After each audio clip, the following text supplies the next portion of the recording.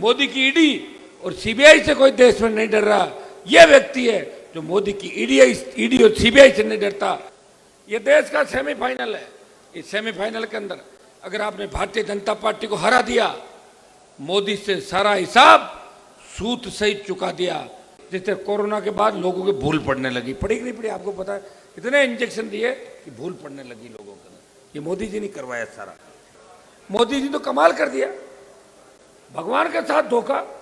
और जो लिफाफा डाला उसमें 21 रुपए डाले। आप बताओ कितनी बड़ी मजाक होगी। वैसे मोदी जी की जो चाय की दुकान है, उनकी केतली तो भाई चंद्रशेखर लेके आ गए। बच्ची कहां दुकान पे, बताओ मुझे। भाजपा भगाओ, राजस्थान बचाओ। इस राजस्थान के जवान और किसान, दलित शोषित तबके के मन के अंदर एक पीड़ा थी। बार बार राजस्थान के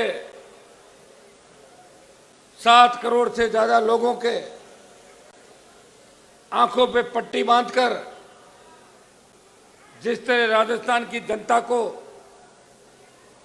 बेवकूफ बनाने का काम कांग्रेस और भारतीय जनता पार्टी कर रही थी, लगातार किसानों पर अन्याय, अत्याचार,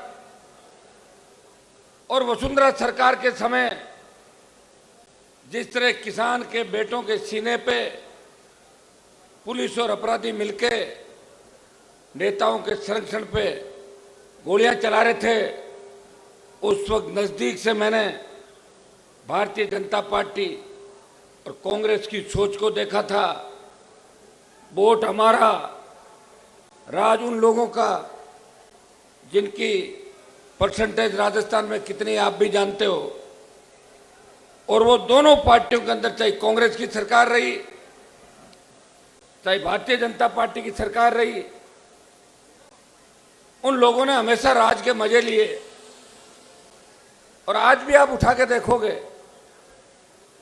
कहने को तो अशोक गहलोत ओबीसी के मुख्यमंत्री है, लेकिन गहलोत के चारों तरफ जो किचन कैबिनेट है, उस किचन कैबिनेट के अंदर आपको वो चेहरे नजर आएंगे जिनकी सोच किसान विरोधी है। वसुंधरा ने लगातार हम लोगों को समाज का, अलग अलग समाजों का वास्ता दिला के इस राजस्थान की जनता को ठगा और प्रदेश की 2 बार मुख्यमंत्री बनी। और दोनों बार जितना अन्याय, अत्याचार शेड्यूल कास्ट के लोगों पे, जाट, गुजर, मीणा, यादव, इनके ऊपर अत्याचार हुआ। दुर्भाग्य इस बात का है, जिन किसान परिवारों को, जो अपने आप को किसानों का सच्चा हितैषी बताते थे, जो किसान कौम को राजस्थान के अंदर 50 साल धोखा देके किसान कौम को कामयाब करने की बात नहीं कह रहे थे, उनका भी ऑपरेशन अशोक गहलोत और वसुंधरा ने मिलकर किया।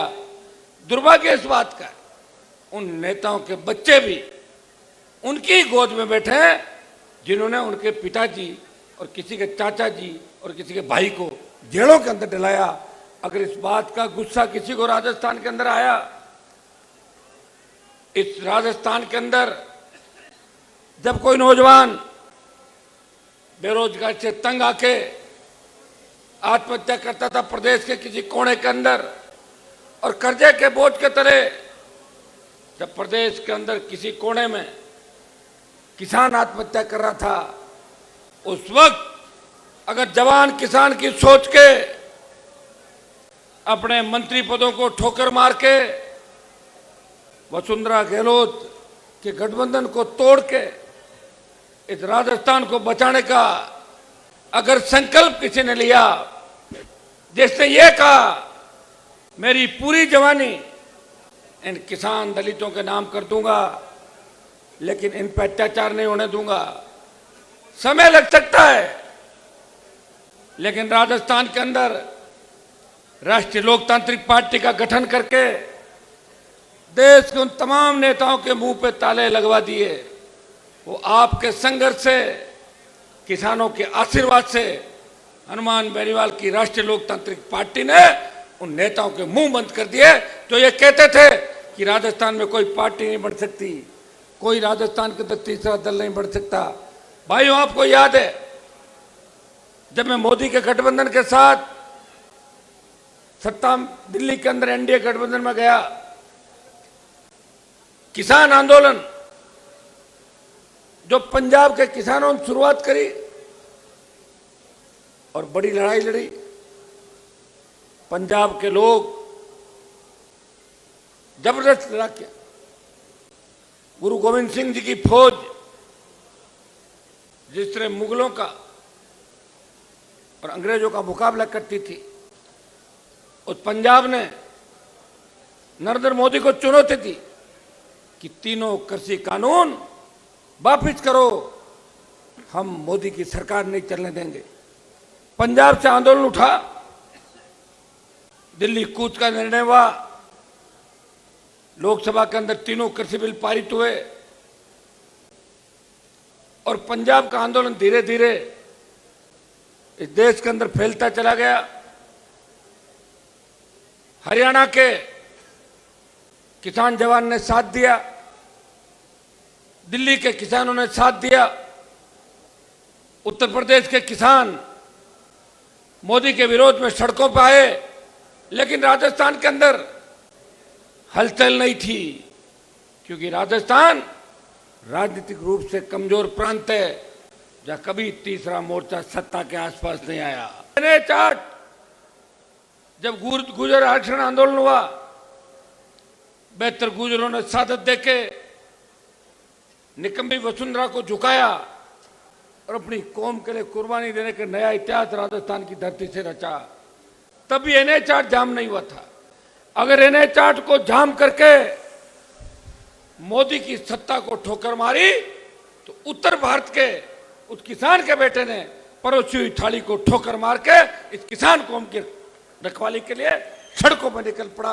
70 दिन सड़क पर संघर्ष करके आपको जीत दिलाई। ये कोई छोटी लड़ाई नहीं थी। और देश में बात चली कि उत्तर भारत में अगर सत्ता छोड़ी तो नागौर के सांसद, राजस्थान के किसान के बेटे हनुमान बेनीवाल ने उस मोदी से लड़ाई लड़ी जिस मोदी के आगे पूरा देश की तमाम पॉलिटिकल पार्टियां सरेंडर हो गई थी। उसको छोड़ के अपने भाइयों के साथ सड़क पर निकल पड़ा। उसको न ईडी का डर है न सीबीआई का डर है।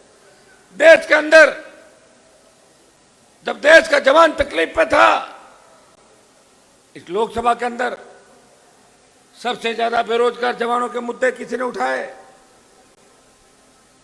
और सेना को ठेके पे दे दिया।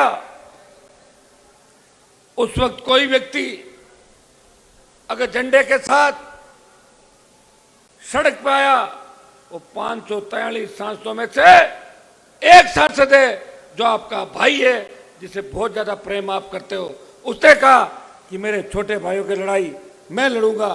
लोकसभा ऑल पार्टी मीटिंग और जोधपुर में 2 लाख जवानों की रैली करके मोदी को चेतावनी दी, आ रहे दिल्ली की तरफ, तैयार हो जाओ, किसान आंदोलन में आपको हराया था, जवान आपको हराएगा। हम उन किसानों के बच्चे हैं जिनकी संतानों ने देश की रखवाली के लिए 62, 65, 71 कारगिल की जंग हो या पैरामिलिट्री फोर्स, ये जो पुलिस के जवान खड़े हैं या आरएससी के जवान खड़े हैं, या दुश्मन जब आंतरिक सुरक्षा को लेकर खतरा पैदा करता है तो हमारे किसान के बेटे दुश्मन को ढेर कर देते हैं। इन देश के जवानों की रखवाली के लिए कोई आया तो नागौर का सांसद था जिसने मोदी से टक्कर ली और परिणाम यह हुआ कि डरी हुई मोदी सरकार ने 25% अग्निवीर लेने की बात करी थी और 75 को वापस भेजने की बात करी थी। उन्होंने कहा कि 50% को सेना में रख लेंगे, 50 वापस जाएंगे। मैं आपको विश्वास दिलाता हूं कि राजस्थान के सेमीफाइनल के अंदर, ये देश का सेमीफाइनल है, इस सेमीफाइनल के अंदर अगर आपने भारतीय जनता पार्टी को हरा दिया, मोदी से सारा हिसाब सूत सहित चुका दिया। जवानों, मैं विश्वास दिलाता हूं कि अग्निपथ भी वापिस होगा, बेरोजगारी की समस्या का ठोस समाधान भी होगा और आपके लिए स्थानीय इकाइयों में 80% रोजगार कैसे मिले, बेरोजगार से तंग आके कोई किसान का बेटा आत्महत्या नहीं करे और डिग्री से पहले रोजगार की गारंटी हो। ये जब ही होगा जब भाजपा के खिलाफ आप वोट करोगे, कांग्रेस के खिलाफ वोट करोगे और आप उन दिनों को याद करोगे जब आपके लिए कौन लड़ रहा था, किस तरह मोदी की सरकार ने जाट समाज के उन नौजवानों का जो हरियाणा में आरक्षण आंदोलन के अंदर अपने समाज का आरक्षण देने की मांग कर रहे थे, शांतिपूर्वक मांग कर रहे, मेरे छोटे भाइयों पे पुलिस और मिलिट्री ने गोलियां चला के 50 के आसपास बच्चों को मौत के घाट उतार दिया। याद रखना उस चीज को। मेरा तो कुछ नहीं बिगड़ेगा, मैं तो विधायक 3 बार बन गया, सांसद बन गया, पार्टी भी बना ली और कितने सारे नेता तैयार कर दिए राजस्थान के। हर समाज का लीडर आज जयपुर की विश्राम रैली में भाषण दे रहा है, जिन्होंने कभी सोचा नहीं होगा कि मोदी और राहुल की रैली के अंदर भाषण दे सकते हैं। पूछ लो इनको, अगर मंच पे कोई बिठाता है तो भी। ये हनुमान बेनीवाल है, इसने पूरा जीवन समर्पित करके मोदी को चुनौती दी, राष्ट्रपति का अभिभाषण रोका और प्रधानमंत्री को भाषण देने से रोक दिया। नहीं बोलने दूंगा तुम्हारे को। ये ताकत अगर किसी के अंदर है वो आपके भाई के अंदर ताकत है। ERCP ईस्टर्न कैनाल परियोजना जिसमें राजस्थान के 13 जिले लाभान्वित होंगे, उसमें नागौर, सीकर, झुंझुनू, बाड़मेर, जोधपुर नहीं है, चूरू नहीं है, हनुमानगढ़, गंगानगर नहीं है। उसमें जिले हैं भरतपुर, धौलपुर, दौसा, करौली, कोटा के चारों जिले, अलवर। उन ERCP के लिए संघर्ष करे किसानों जवानों का साथ किसी ने दिया और 1 दर्जन बार ERCP को राष्ट्रीय परियोजना घोषित करने की बात किसी ने लोकसभा के अंदर की, तो नागौर के सांसद ने इस नए राजस्थान के निर्माण में अपने भाइयों को न्याय दिलाने की बात करी।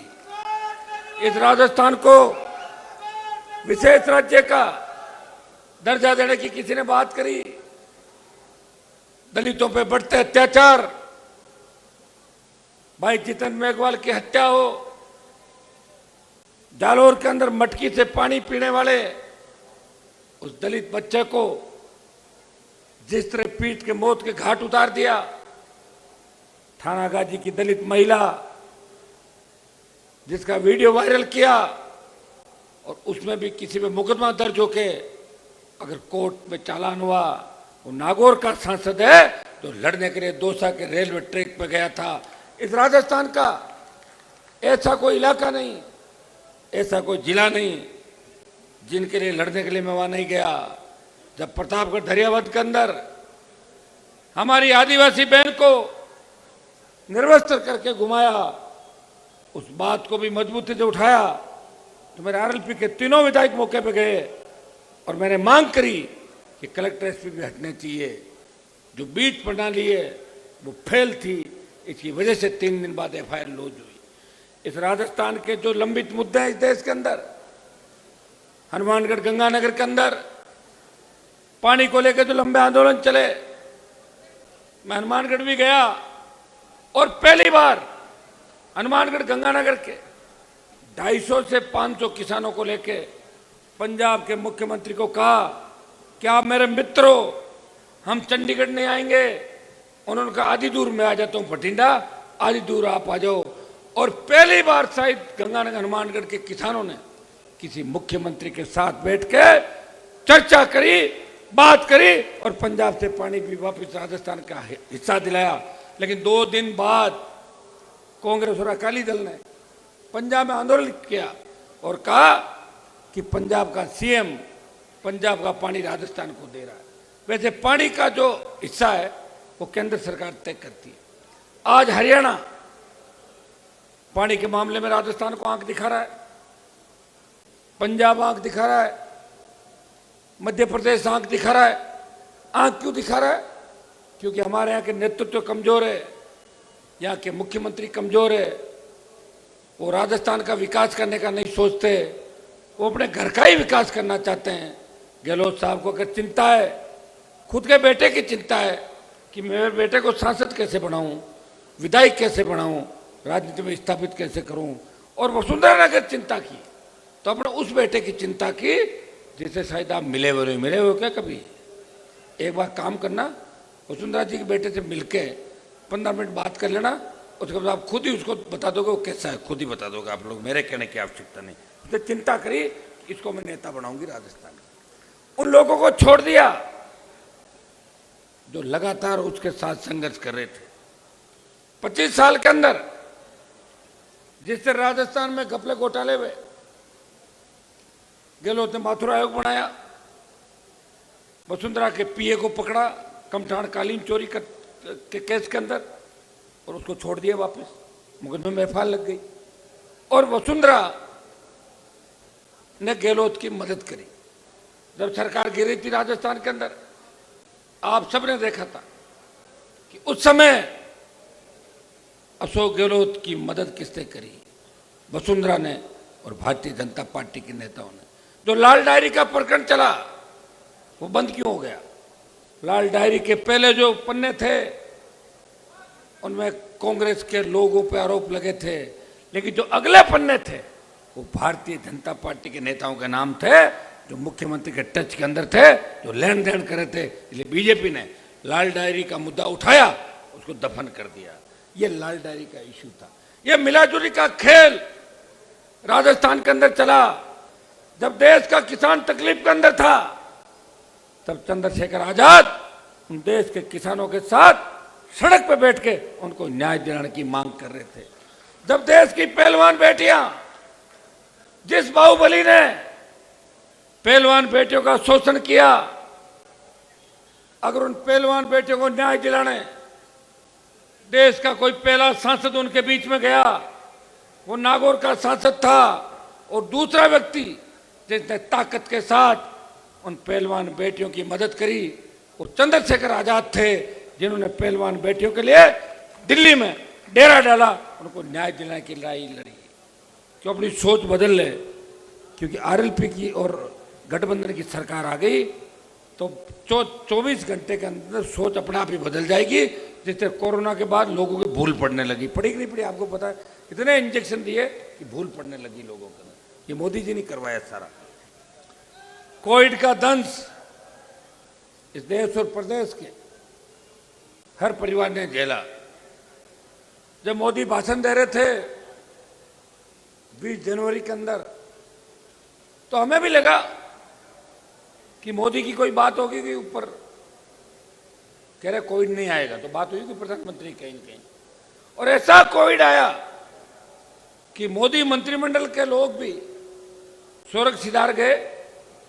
कई सांसद ऊपर चले गए, कई एक्टर चले गए, कई डॉक्टर चले गए और कई अधिकारी चले गए,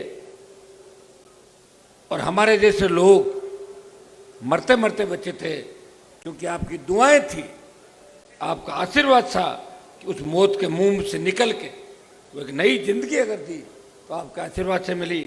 उस दिन हमने तय कर लिया था हमें जो नई जिंदगी मिली है वो किसान और जवान, शोषित और पीड़ित तबके के नाम, चाहे कितना ही लंबा लड़ना पड़ जाए मैं लड़ूंगा, और मेरे भाइयों को सत्ता के अंदर में लेके आऊंगा। वो आपकी सेवा करता है।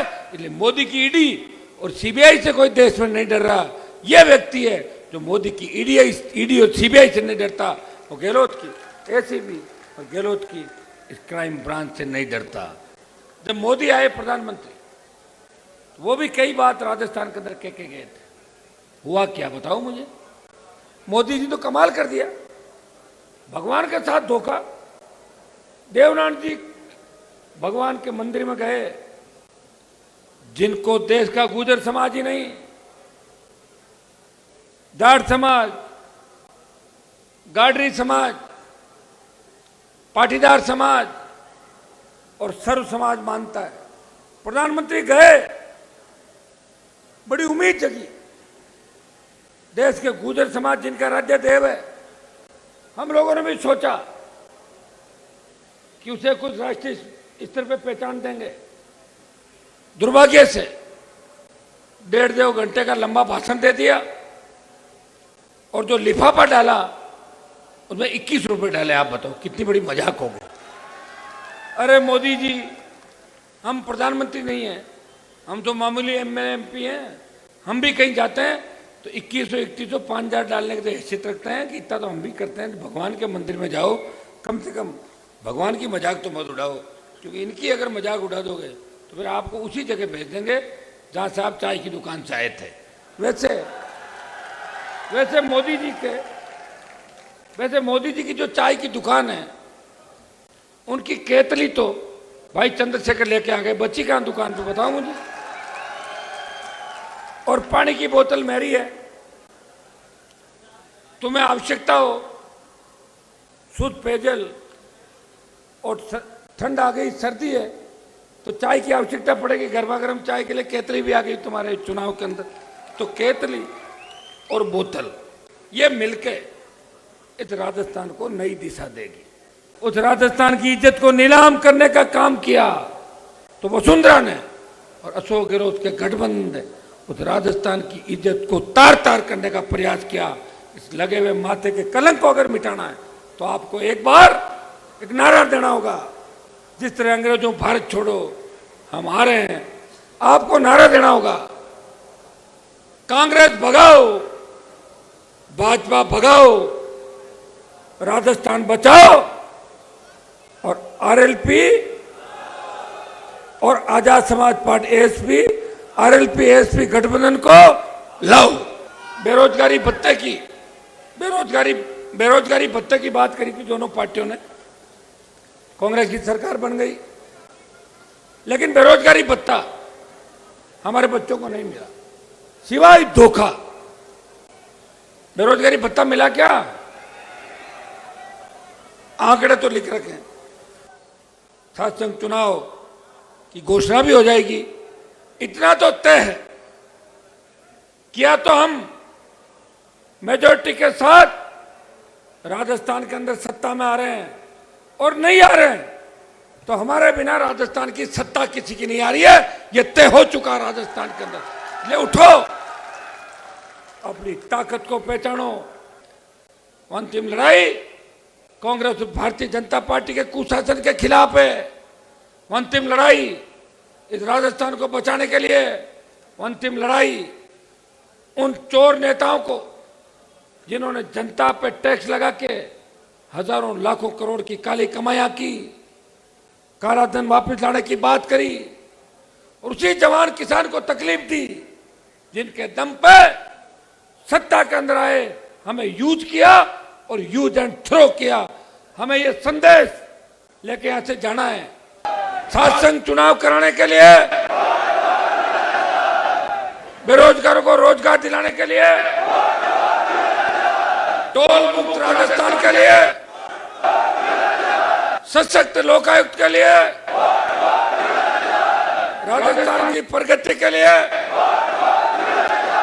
बजरी माफिया सहित तमाम माफियों को जेल में डालने के लिए, कर्ज मुक्त किसान के लिए, डिग्री से पहले रोजगार की गारंटी के लिए, और नए बच्चे बदमाशी नहीं करे उसके लिए, और तुम्हारी गाड़ी की स्पीड 60-70 से ज्यादा नहीं हो उसके लिए। नेशनल दस्तक की आपसे गुजारिश है कि अगर इसको बचाना चाहते हैं तो नेशनल दस्तक को सब्सक्राइब करने के लिए रेड कलर के सब्सक्राइब बटन को दबाएं, फिर बेल आइकन की घंटी दबाएं। नेशनल दस्तक को बचाने के लिए बहुत जरूरी है कि हर खबर को शेयर करें, लाइक करें, कमेंट जरूर करें।